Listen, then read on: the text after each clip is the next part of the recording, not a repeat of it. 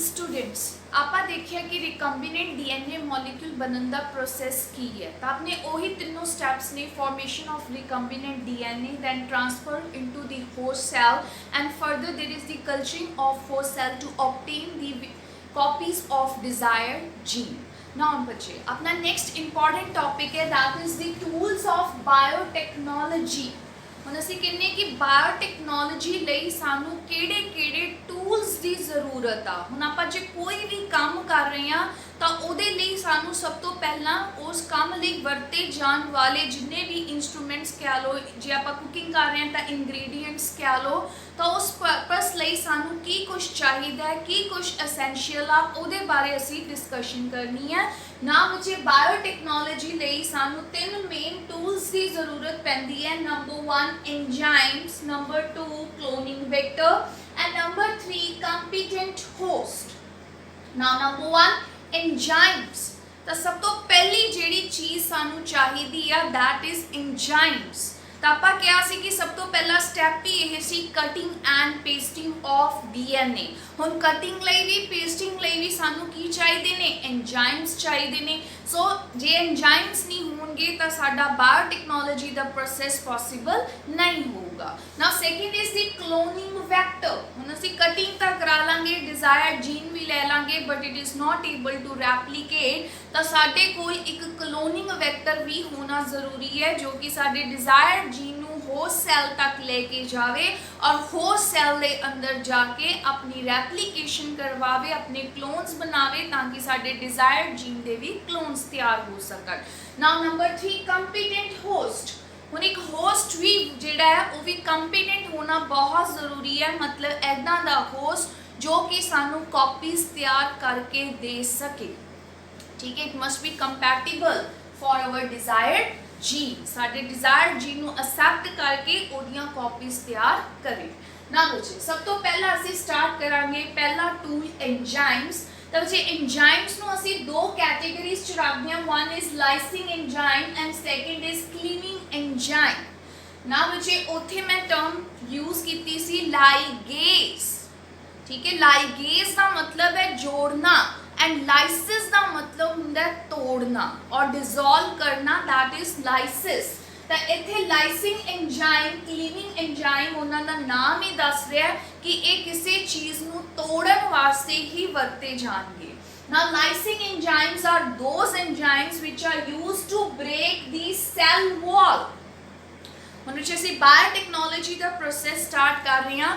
No doubt ਇਹਦੇ ਚ ਸਾਨੂੰ ਚਾਹੀਦਾ ਤਾਂ ਜੈਨੇਟਿਕ ਮਟੀਰੀਅਲ ਸੀ DNA, but it doesn't mean ਕਿ ਅਸੀਂ ਸਿੱਧਾ ਡੀਐਨਏ ਹੀ ਬਾਹਰ ਕੱਢ ਲਾਂਗੇ। ਸਭ ਤੋਂ ਪਹਿਲਾਂ ਸਾਨੂੰ ਸੈੱਲ ਦੀ ਸੈੱਲ ਵਾਲ ਤੋੜਨੀ ਪਊਗੀ, ਉਸ ਤੋਂ ਬਾਅਦ ਕਿਤੇ ਜਾ ਕੇ ਅਸੀਂ ਡੀਐਨਏ ਤੱਕ ਪਹੁੰਚਾਂਗੇ।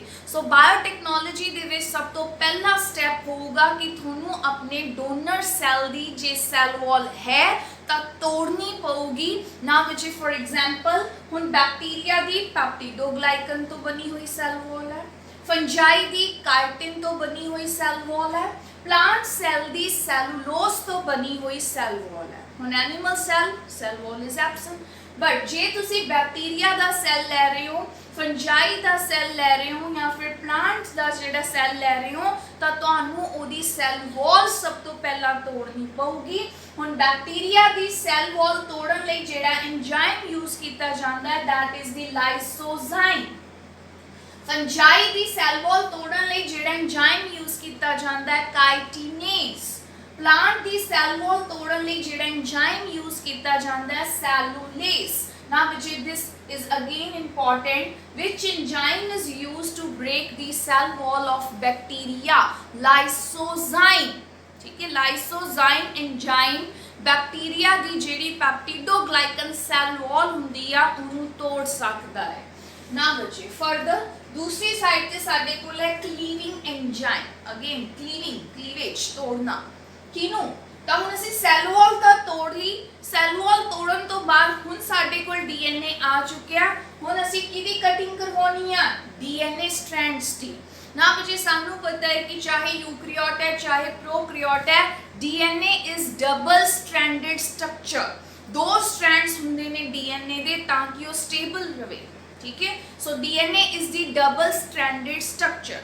ਤਾਂ ਜੇ ਇੱਥੇ ਜਿਹੜੇ ਸਾਡੇ ਕੋਲ ਐਂਜ਼ਾਈਮਸ ਨੇ ਐਗਜ਼ੋਨਿਊਕਲੀਅਸ, endonuclease, restriction endonuclease. Now which is jada nuclease term है, that is for the cutting of DNA, deoxyribonucleic acid. तो न्यूक्लिक एसिड ਨੂੰ ਤੋੜਨ ਲਈ ਜਿਹੜਾ ਐਂਜ਼ਾਈਮ ਯੂਜ਼ ਹੋਊਗਾ that is the nuclease. But ਹੁਣ ਗੱਲ ਹੈ ਕਿ ਤੋੜਨਾ ਕਿੱਥੋਂ ਆ? ਐਗਜ਼ੋ ਮੀਨਸ ਬਾਹਰੋਂ, ਐਂਡੋ ਮੀਨਸ ਕਿਤੇ ਅੰਦਰੋਂ। ਤਾਂ ਜੇ ਤੁਸੀਂ ਡੀਐਨਏ ਨੂੰ ਉਹਦੇ ਟਰਮੀਨਲ ਐਂਡਸ ਤੋਂ ਕੱਟਣਾ ਹੈ, ਉਹਦੇ ਪ੍ਰਾਈਮਰਸ ਤੋਂ ਕੱਟਣਾ ਹੈ, ਦੈਨ ਕਿਹੜਾ ਐਂਜ਼ਾਈਮ ਯੂਜ਼ ਕਰੋਗੇ? ਐਗਜ਼ੋਨਿਊਕਲੀਏਸ। बट जे तुसी डीएनए नु अंदरों किसी स्पेसिफिक जगह तो कटना है, दैन केड़ा एंजाइम यूज होगा? एंडोन्यूक्लियस। ना बच्चे अगेन +2 दे फाइनल बोर्ड एग्जाम्स दे विच एक क्वेश्चन आता है, write difference between exonuclease and endonuclease enzymes, ठीक है? So it is important for your board exam. Now exo means जे तुसी डीएनए नु टर्मिनल एंड तो कटना है, एंडो मीन्स जे तुसी डीएनए नो किसी स्पेसिफिक जगह तो कटना है, यही डिफरेंस है। बट बच्चे ये दोनों एंजाइम्स जेडे ने exo and endo, they can cut only the single strand of DNA duplex. हुन है तो डीएनए डुप्लेक्स मीन्स दो स्ट्रैंड्स ने डीएनए दे, बट ये दोनों एंजाइम दोनों स्ट्रैंड्स नू नहीं कट सकते, ये एक टाइम ते सिर्फ इको ही स्ट्रैंड नू कट सकते आ। सो मैं इत्थे क्लियरली लिखा हुआ है, exonuclease can cut the single strand of DNA duplex at terminal ends.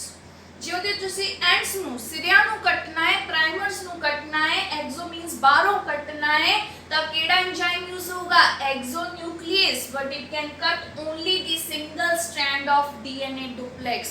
हुन है ता दो स्ट्रैंड, पर वो सिर्फ इको स्ट्रैंड नू ही कट सकता है।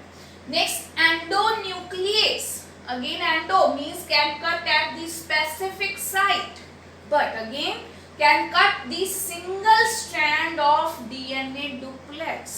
दोनों चो सिर्फ इको स्ट्रैंड नू ही कट होगा। Now number 3, restriction endonuclease enzyme, जो कि इसी बार टेक्नोलॉजी ले यूज करते हैं, that is the restriction endonuclease enzyme.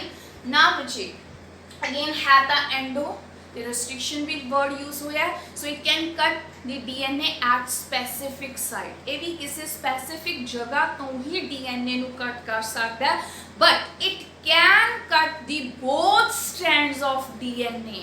ये दोनों सिर्फ single strand नु ही कट सकते हैं, but जेड़ा restriction endonuclease enzyme है, it can cut the both strands of DNA duplex। ये दोनों strands से ही कट लगा सकता है, वो भी इक्को टाइम। सो बच्चे जो असी बाहर टेक्नोलॉजी ਲਈ मेन एंजाइम यूज करते हैं, that is the restriction endonuclease enzyme। ना बच्चे रिस्ट्रिक्शन एंडोन्यूक्लियस एंजाइम नु मॉलिक्यूलर सीजर्स भी किया जाता है, सीजर्स कैंची, बट किस चीज नु कट रही है? डीएनए नु, दैट इज द मॉलिक्यूल। तो एक मॉलिक्यूल नु कट्टन वास्ते जेड़ा एंजाइम यूज हुंदा है, that is also known as molecular scissors. So molecular scissors जेडी टर्म आ और रिस्ट्रिक्शन एंडोन्यूक्लियस एंजाइम ਲਈ ही वरती जांदी आ, और ये टर्म इनु दित्ती सी अर्बर ने। अर्बर ने नाम दिता सी molecular scissors plus Arber, Smith, Nathan. ना जिन्हां तिन्नां नूं नोबल प्राइज भी मिलिया सी इस एंजाइम दी डिस्कवरी लई। इस एंजाइम की डिस्कवरी होने ते इन्हां तिन्नां नूं नोबल प्राइज दिता गया सी, अर्बर, स्मिथ ते नाथन। और अर्बर ने ही इन्हू नाम दिता सी मॉलिक्यूलर सीजर्स। हुण इन्ना इंपॉर्टेंट कि इन्हू नोबल प्राइज तक मिलिया दी डिस्कवरी नूं, क्यों? क्योंकि बच्चे जदों इस एंजाइम की डिस्कवरी हुई ताइयों ही बायोटेक्नोलॉजी जिहड़ी सी वो पॉसिबल हुई। So the discovery of this enzyme lays the foundation for biotechnology। तो जेडी बायोटेक्नोलॉजी दी मेन नी पत्थर है, उसकी स्टार्टिंग है, वो किस चीज तो पॉसिबल हुई सी? Discovery of this enzyme. Now जी नेक्स्ट इज द क्लासिफिकेशन, कि इस एंजाइम नु क्लासीफाई किवें कीता जांदा है। तो इहदियां जिहड़ियां टाइप्स ने उन्हों रोमन दे विच क्लासीफाई कीता गया 1, 2 एंड 3। जिवें कि मैं इत्थे एग्जांपल दित्ती हुई है, Eco R1। Eco means for E coli कि किहड़े बैक्टीरिया च पाया जाता है। आर इज फॉर स्पीशीज भी किहड़ी स्पीशीज दा है, और लास्ट दे रोमन दे विच 1 2 या 3 दे विच दी टाइप्स नु मेंशन किया जाता है। सो इत्थे तुहाडे कोल एग्जांपल भी पई है Eco R1। So it is the example of restriction endonuclease enzyme. Now जी टाइप 1 2 3 इन्हां चो जो बार टेक्नोलॉजी लई सब तो ज़्यादा वरती जाती है that is the type 2। It is widely accepted और वाइडली यूज्ड। व्हाई? एक तो बच्चे इको टाइम ते दोनों स्ट्रैंड्स के ऊपर कट लगा सकती है। जी टाइप 2 आ ਉਹਦੇ ਚ ज़्यादा ਜਿਹੜੇ चांसेस ने कि इको टाइम ते दोनों ही स्ट्रैंड्स ਨੂੰ ਕੱਟ ਸਕਦੀ ਆ बिना ATP ਦੀ ਹੈਲਪ ਤੋਂ।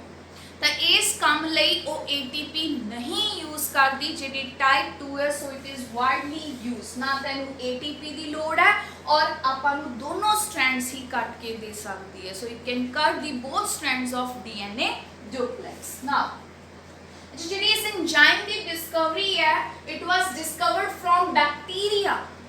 ਤਾਂ ਆਪਾਂ ਨੂੰ बैक्टीरिया ਚੋਂ ਮਿਲਿਆ ਸੀ एंजाइम, बट ये bacteria they which J naturally पाया जाता है तो इट मीनस ਇਹਦਾ ਉੱਥੇ ਕੋਈ ਨਾ ਕੋਈ स्पैसिफिक काम भी होगा। तो वो बैक्टीरिया दे अंदर की काम कर रहा सी? डिफेंस मैकेनिज्म की बनाया है सी ने डिफेंस मैकेनिज्म। एक इंपॉर्टेंट जिहड़ा सी सिस्टम बनाया होया सी जो कि डिफेंस मैकेनिज्म का काम कर रहा सी and that system is known as restriction modification system. तो नैचुरली ये एंजाइम बैक्टीरिया के अंदर पाया जाता है जिथे बनाता है रिस्ट्रिक्शन मॉडिफिकेशन सिस्टम। ना बच्चे ये सिस्टम के दो कंपोनेंट्स ने, दो एंजाइम्स ने, दो इंपॉर्टेंट पार्ट्स ने। One is restriction endonuclease enzyme and second is modification enzyme.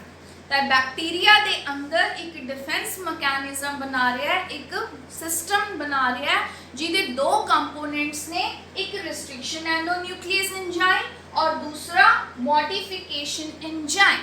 और रिस्ट्रिक्शन एंडोन्यूक्लियस एंजाइम का की काम है? तो बच्चे इधरों स्टार्ट करांगे। जदों बैक्टीरिया के ऊपर कोई बैक्टीरियोफाज अटैक करता है ना बच्चे, बैक्टीरियोफाज ये टर्म +1 ਦੇ फर्स्ट चैप्टर ਦੇ ਵਿੱਚ यूज ਹੋਈ ਵੀ ਹੈ। बैक्टीरियोफाज ਕਿਹਨੂੰ ਕਹਿੰਦੇ ਆ? Bacteriophage. Now it is the virus. तो जी बैक्टीरियोफाज एक वायरस आ जो कि आम तौर के ऊपर बैक्टीरिया के ऊपर अटैक करता है, उन्होंने इन्फेक्शन कॉज करता है। सो वो वायरस जो बैक्टीरिया के ऊपर इन्फेक्शन कॉज करे, अटैक करे, that is known as bacteriophage. So it is the virus. जदों बैक्टीरियोफाज ने बैक्टीरिया के ऊपर अटैक किया, नाल दी नाल एक्टिवेट हो गया रिस्ट्रिक्शन मॉडिफिकेशन सिस्टम। जदों भी किसी बैक्टीरिया के ऊपर बैक्टीरियोफाज अटैक करता है, नाल दी नाल एक्टिवेट हो जाता है रिस्ट्रिक्शन मॉडिफिकेशन सिस्टम जिहदे विच दो कंपोनेंट्स सी, restriction endonuclease enzyme, modification enzyme. So it means a component activate हो चुकी है। जिवें बैक्टीरियोफाज का अटैक होया, ये दोनों के दोनों जिहड़े कंपोनेंट सी, एंजाइम सी, ये एक्टिवेट हो गए। क्यों? तो रिस्ट्रिक्शन एंडोन्यूक्लियस एंजाइम जिवें ही एक्टिवेट होया, उन्हें की किया? बैक्टीरियोफाज का DNA कटता। और रिस्ट्रिक्शन एंडोन्यूक्लियस एंजाइम का काम ही की है? Cutting of DNA। तो जिहड़े बैक्टीरियोफाज ने हुण अटैक किया सी, ओदा DNA कट करता। हुण जदों बैक्टीरियोफाज का DNA ही कटिया गया कि हुण वो एक्सप्रैस कर सकूगा, इन्फेक्शन कॉज कर सकूगा? नहीं। तो बैक्टीरियोफाज का DNA कट करता ताकि वो एक्सप्रैस ना हो सके, इन्फेक्शन ना कॉज कर सके। एक काम से रिस्ट्रिक्शन एंडोन्यूक्लियस एंजाइम का। बट बच्चे हुण जदों एंजाइम एक्टिवेट हो ही चुके हैं, जे इन्हें बैक्टीरियोफाज का DNA कटिया तो ऑब्वियसली ये बैक्टीरिया के आपके DNA नूं भी कट कर सकता है। जदों इन्हें बैक्टीरियोफाज का DNA कट करता, हुण पूरी पॉसिबिलिटी है कि हुणे बैक्टीरिया का आपका DNA भी कट कर दे। बट नाल की एक्टिवेट होया? Modification enzyme. हुण मॉडिफिकेशन एंजाइम ने की किया? ਜਿਹੜਾ ਬੈਕਟੀਰੀਆ ਦਾ ਆਪਦਾ DNA ਸੀ ਉਹਨੂੰ ਮੋਡੀਫਾਈ ਕਰਤਾ। ਠੀਕ ਹੈ ਜੀ, ਹੁਣ ਮੋਡੀਫਿਕੇਸ਼ਨ ਐਂਜ਼ਾਈਮ ਦਾ ਕੀ ਕੰਮ ਹੈ ਕਿ ਬੈਕਟੀਰੀਆ ਦੇ ਆਪਦੇ DNA ਨੂੰ ਮੋਡੀਫਾਈ ਕਰਤਾ, ਉਹਦਾ ਰੂਪ ਬਦਲਤਾ। ਕਿਉਂ? ਤਾਂ ਕਿ ਰਿਸਟ੍ਰਿਕਸ਼ਨ ਐਂਡੋਨਿਊਕਲੀਏਜ਼ ਐਂਜ਼ਾਈਮ ਉਹਨੂੰ ਪਛਾਣ ਨਾ ਸਕੇ, ਉਹਨੂੰ ਕੱਟ ਨਾ ਕਰ ਸਕੇ। ਤਾਂ ਜਦੋਂ ਬੈਕਟੀਰੀਓਫਾਜ ਦਾ ਅਟੈਕ ਹੋਇਆ ਤਾਂ ਰਿਸਟ੍ਰਿਕਸ਼ਨ ਐਂਡੋਨਿਊਕਲੀਏਜ਼ ਐਂਜ਼ਾਈਮ ਨੇ ਬੈਕਟੀਰੀਓਫਾਜ ਦੇ DNA ਨੂੰ ਤਾਂ ਕੱਟ ਕਰਤਾ ਤਾਂ ਕਿ ਉਹ ਇਨਫੈਕਸ਼ਨ ਨਾ ਕਾਜ਼ ਕਰ ਸਕੇ, ਪਰ ਬੈਕਟੀਰੀਆ ਦੇ ਆਪਦੇ DNA ਨੂੰ ਕਟਿੰਗ ਤੋਂ ਬਚਾਉਣ ਵਾਸਤੇ ਮੋਡੀਫਿਕੇਸ਼ਨ ਐਂਜ਼ਾਈਮ ਨੇ ਉਹਦਾ DNA ਮੋਡੀਫਾਈ ਕਰਤਾ ਤਾਂ ਕਿ ਰਿਸਟ੍ਰਿਕਸ਼ਨ ਐਂਡੋਨਿਊਕਲੀਏਜ਼ ਐਂਜ਼ਾਈਮ ਉਹਨੂੰ ਨਾ ਪਛਾਣ ਸਕੇ, ਕਟਿੰਗ ਨਾ ਕਰ ਸਕੇ। ਬਟ ਮੋਡੀਫਾਈ ਕਿਵੇਂ ਕੀਤਾ, ਕਿਵੇਂ ਉਹਨੂੰ ਬਦਲਤਾ ਤਾਂ ਕਿ ਇਹ ਉਹਨੂੰ ਪਛਾਣ ਨਾ ਸਕੇ। ਤਾਂ ਉਹਨੇ ਮੋਡੀਫਾਈ ਕਰਨ ਲਈ ਕੀ ਕੀਤਾ, ਉਹਨੇ ਮਿਥਾਈਲ ਗਰੁੱਪ ਐਡ ਕਰਤਾ। ਉਹਨੇ ਮਿਥਾਈਲ ਗਰੁੱਪ ਐਡ ਕਰਤਾ 2 ਜਾਂ 3 ਨਾਈਟ੍ਰੋਜਨ ਬੇਸਿਸ ਦੇ ਨਾਲ। ਹੁਣ ਸਾਨੂੰ ਪਤਾ ਹੈ DNA ਹੋ ਗਿਆ, RNA ਹੋ ਗਿਆ, ਜਾਂ ਜਿੰਨੇ ਵੀ ਨਿਊਕਲੀਓਟਾਈਡਸ ਹੁੰਦੇ ਨੇ ਉਹ 3 ਕੰਪੋਨੈਂਟਸ ਤੋਂ ਬਣਦੇ ਆ, ਸ਼ੂਗਰ, ਠੀਕ ਹੈ, nitrogen base and phosphate group.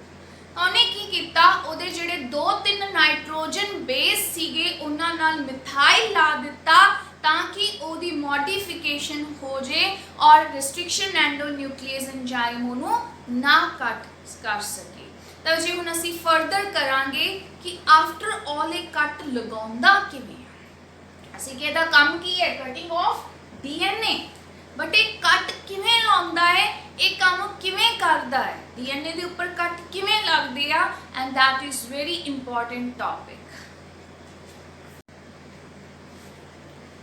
तो स्टूडेंट अपना एक बहुत इंपॉर्टेंट क्वेश्चन है कि how do restriction endonuclease enzyme में कट्स ऑन डीएनए। मैं नाल ही लिखता वेरी इंपॉर्टेंट। इफ थोड़े बोर्ड के फाइनल एग्जाम के विच भी आ सकता है और तुहानू नीट एग्जाम के विच भी इहदे चों क्वेश्चन आ सकता है कि जिहड़ा रिस्ट्रिक्शन एंडोन्यूक्लियस एंजाइम आ कट किवें लगाउंदा है। तो सब तो पहला तो चेक करदा है लेंथ ऑफ डीएनए। सब तो पहला डीएनए की टोटल लेंथ नू चेक करूगा। हुण किसी भी डीएनए स्ट्रैंड की जे लेंथ देखनी है तो असीं उहदे विच बेस पेयर्स देखते हैं या you can say nitrogen base देखते हैं भी जिन्ने नाइट्रोजन बेस पेयर्स ने उन्नी ही उहदी लेंथ मन्नी जाती है। तो सब तो पहला ने डीएनए की टोटल लेंथ देखी। टोटल लेंथ देखने तो बाद उहदे विचों रिकोगनाइज किते आइडेंटिफाई किते पैलिंड्रोमिक न्यूक्लियोटाइड सीक्वेंसेस। तो पूरा डीएनए देखने तो बाद उहदे विचों की लभे पैलिंड्रोमिक न्यूक्लियोटाइड सीक्वेंस। नाउ बच्चे it is also very important term. तो फाइनल एग्जाम के विच डायरैक्टली पूछा जा सकता है कि पैलिंड्रोमिक न्यूक्लियोटाइड सीक्वेंस किहनूं कहंदे आ, या फिर नीट एग्जाम के विच 4 एग्जाम्पल्स दे के उहदे चों तुहानूं पैलिंड्रोमिक न्यूक्लियोटाइड सीक्वेंस नूं टिक करना होगा। नाउ बच्चे हुंदा की है पैलिंड्रोमिक न्यूक्लियोटाइड सीक्वेंस। तो जिवें नीचे 2 एग्जाम्पल्स दित्तियां ने, 2 वर्ड्स लिखे हुए आ, ऊपर मैडम एंड नीचे नितिन। तो जे असीं कहने कि मैडम नूं चाहे तुसीं इस डायरैक्शन दे विच स्टडी करो, चाहे इस डायरैक्शन दे विच, चाहे उहनूं फॉरवर्ड दे विच चाहे बैकवर्ड दे विच रीड करो, तो इधरों भी ये मैडम है, जे इधरों देखोगे तां भी ये मैडम है। सिमिलरली विद नितिन, जे तुसीं उहनूं फॉरवर्ड डायरैक्शन च पढ़ रहे हो तां भी वो नितिन है, जे उहनूं बैकवर्ड डायरैक्शन च पढ़ रहे हो तां भी वो नितिन है। सिमिलरली बच्चे मैं इत्थे डीएनए का डबल स्ट्रैंड ड्रॉ किया हुआ है, एक 3 to 5 प्राइमर, एक 5 to 3 प्राइमर। हुण बच्चे डबल स्ट्रैंडेड जरूर हुंदा है, बट जिहड़ा इहदा एक इंपॉर्टेंट कंपोनेंट हुंदा है नाइट्रोजन बेस, जो कि प्यूरीन ते पिरिमिडीन हुंदे ने। Purine that is adenosine and guanine and pyrimidine cytosine and thymine. तो ये की होंगे बच्चे कि जेड़ा जी नाम का पिरिमिडीन है ये हमेशा जेड़ा सॉरी प्यूरीन, जेड़ा जी प्यूरीन है ये हमेशा सी पिरिमिडीन नाल बॉन्ड बनाता है। जी ते सी का बॉन्ड बनता है, ए ते टी का बॉन्ड बनता है, मतलब एक प्यूरीन ते एक पिरिमिडीन आपस दे विच हाइड्रोजन बॉन्ड तैयार कर लेंदे। मैं पहला भी कहा सी भी डीएनए डबल स्ट्रैंडेड आ ताकि वो स्टेबल हो सके, और वो स्टेबल क्यों हुंदा है क्योंकि ये जेडे नाइट्रोजन बेसिस हुंदे ने प्यूरीन ते पिरिमिडीन ये ਆਪਸ ਦੇ ਵਿੱਚ ਹਾਈਡਰੋਜਨ ਬੌਂਡਸ ਬਣਾ ਲੈਂਦੇ, ਇਸ ਲਈ ਉਹ ਜ਼ਿਆਦਾ ਸਟੇਬਲ ਆ।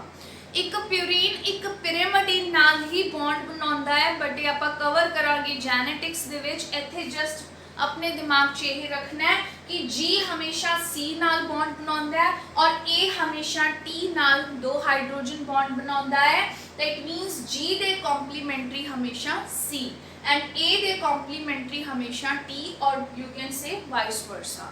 ਨਾ ਬੱਚੇ ਹੁਣ ਆਪਾਂ ਇਹਨਾਂ ਦੋਨਾਂ ਸਟ੍ਰੈਂਡਸ ਨੂੰ ਜੇ ਸਟੱਡੀ ਕਰੀਏ, ਰੀਡ ਆਊਟ ਕਰੀਏ ਤਾਂ ਇੱਧਰ ਕੀ ਹੈ G A A T T C in forward direction. नीचे वाले स्ट्रैंड ਨੂੰ ਵੀ ਹੁਣ ਜੇ ਅਸੀਂ ਦੇਖੀਏ ਇਨ ਬੈਕਵਰਡ ਡਾਇਰੈਕਸ਼ਨ ਤਾਂ ਇਹ ਵੀ ਕੀ ਹੈ G A A T T C।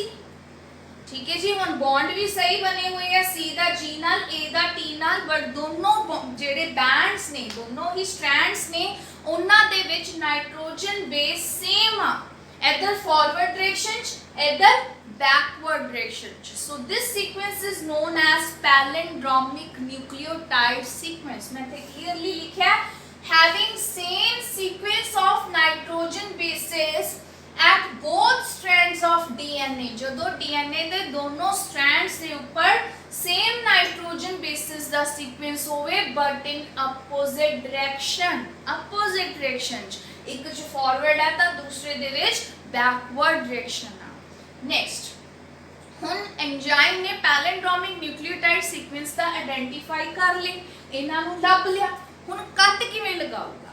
ਤਾਂ ਜੀ ਉਸ ਐਂਜ਼ਾਈਮ ਨੇ ਕੀ ਕੀਤਾ, ਸੇਮ ਨਾਈਟ੍ਰੋਜਨ ਬੇਸਿਸ ਦੋਨੋਂ ਹੀ ਸਟ੍ਰੈਂਡਸ ਚੋਂ ਲਏ। ਯੂ ਕੈਨ ਸੇ C ਤੇ T ਦੇ ਵਿਚਾਲੇ, ਠੀਕ ਹੈ ਜੀ, C ਤੇ T ਦੇ ਵਿਚਾਲੇ, ਔਰ ਯੂ ਕੈਨ ਸੇ A ਤੇ G ਦੇ ਵਿਚਾਲੇ ਔਰ ਨੀਚੇ ਵੀ A ਤੇ G ਦੇ ਵਿਚਾਲੇ। ਤਾਂ ਦੋਨੋਂ ਸਟ੍ਰੈਂਡਸ ਦੇ ਵਿੱਚ ਹੁਣ ਉਹਨੇ ਸੇਮ ਨਾਈਟ੍ਰੋਜਨ ਬੇਸਿਸ ਦੇ ਵਿਚਾਲੇ ਹੀ ਕੱਟ ਲਗਾਇਆ ਬਟ ਸਲਾਈਟਲੀ ਅਵੇ ਫਰੋਮ ਸੈਂਟਰ। ਪਹਿਲਾਂ ਦਾ ਸੈਂਟਰ ਦੇਖਿਆ A ਤੇ T ਦੇ ਵਿਚਾਲੇ, ਦਿਸ ਇਜ਼ ਦੀ ਸੈਂਟਰ। ਠੀਕ ਹੈ ਜੀ, ਸਭ ਤੋਂ ਪਹਿਲਾਂ ਉਹਨੇ ਪੈਲਿੰਡਰੋਮਿਕ ਨਿਊਕਲੀਓਟਾਈਡ ਸੀਕੁਐਂਸ ਦਾ ਸੈਂਟਰ ਦੇਖਿਆ, ਫਿਰ ਉਹ ਸੈਂਟਰ ਤੋਂ ਥੋੜੀ ਜੀ ਦੂਰੀ ਤੇ ਸੇਮ ਨਾਈਟ੍ਰੋਜਨ ਬੇਸਿਸ ਦੇ ਵਿਚਾਲੇ ਕੱਟ ਲਗਾ ਦਿੱਤੇ। ਇੱਧਰ ਵੀ C ਤੇ T ਦੇ ਵਿਚਾਲੇ ਹੈ, ਇੱਧਰ ਵੀ C ਤੇ T ਦੇ ਵਿਚਾਲੇ ਆ, but again in opposite direction. ਜਿਹਦਾ ਇੱਧਰ ਨੂੰ ਆ ਤਾਂ ਉਹਦਾ ਇੱਧਰਲਾ ਹੈ, ਠੀਕ ਹੈ, ਬਟ ਇਨ ਆਪੋਜ਼ਿਟ ਡਾਇਰੈਕਸ਼ਨ। ਤਾਂ ਹੁਣ ਉਹਨੇ ਕੀ ਕੀਤਾ, ਸਭ ਤੋਂ ਪਹਿਲਾਂ ਪੈਲਿੰਡਰੋਮਿਕ ਨਿਊਕਲੀਓਟਾਈਡ ਸੀਕੁਐਂਸ ਫਾਈਂਡ ਆਊਟ ਕੀਤਾ। फाइंड आउट करन तो बाद ਉਹਦੇ ਸੈਂਟਰ ਤੋਂ ਥੋੜੀ ਜੀ ਦੂਰੀ ਤੇ ਸੇਮ ਨਾਈਟ੍ਰੋਜਨ ਬੇਸਿਸ ਦੇ ਵਿਚਾਲੇ ਕੱਟ ਲਗਾ ਦਿੱਤੇ ਬਟ ਇਨ ਆਪੋਜ਼ਿਟ ਡਾਇਰੈਕਸ਼ਨ। ਨਾ ਬੱਚੇ ਯੂ ਕੈਨ ਸੀ ਕਿ ਇੱਕੋ ਟਾਈਮ ਤੇ ਹੀ ਉਹਨੇ ਡੀਐਨਏ ਦੇ ਦੋਨੋਂ ਸਟ੍ਰੈਂਡਸ ਨੂੰ ਕੱਟ ਕਰ ਦਿੱਤਾ। ਔਰ ਇਹ ਮੈਂ ਪਹਿਲਾਂ ਵੀ ਦੱਸਿਆ ਸੀ, ਕਟਿੰਗ ਕਰਵਾਉਣ ਲਈ ਉਹ ਸ਼ੂਗਰ ਤੇ ਫਾਸਫੇਟ ਦਾ ਜਿਹੜਾ ਬੌਂਡ ਹੁੰਦਾ ਹੈ ਉਸ ਬੌਂਡ ਨੂੰ ਤੋੜ ਦਿੰਦਾ ਹੈ ਔਰ ਇਹ ਤੋੜਨ ਤੋਂ ਬਾਅਦ ਜਿਹੜੇ ਫ੍ਰੀ ਐਂਡਸ ਬਣੇ ਨੇ these are known as sticky ends, ਜਿਨ੍ਹਾਂ ਨੂੰ ਲਾਈਗੇਜ਼ ਐਂਜ਼ਾਈਮ ਜੋੜ ਦਿੰਦਾ ਹੈ ਨਵੇਂ ਬੌਂਡ ਬਣਾ ਕੇ ਸ਼ੂਗਰ ਤੇ ਫਾਸਫੇਟ ਦੇ ਵਿੱਚ। ਠੀਕ ਹੈ, ਤਾਂ ਇਹ ਸੀ ਆਪਣਾ ਇੰਪੋਰਟੈਂਟ ਟੌਪਿਕ ਐਂਜ਼ਾਈਮਸ। ਬਟ ਬੱਚੇ ਹੁਣ ਇੱਦੋਂ ਅੱਗੇ ਵੀ ਅਸੀਂ ਇੱਕ ਹੋਰ ਇੰਪੋਰਟੈਂਟ ਟੌਪਿਕ ਕਵਰ ਕਰਾਂਗੇ and that is the gel electrophoresis. Thank you students.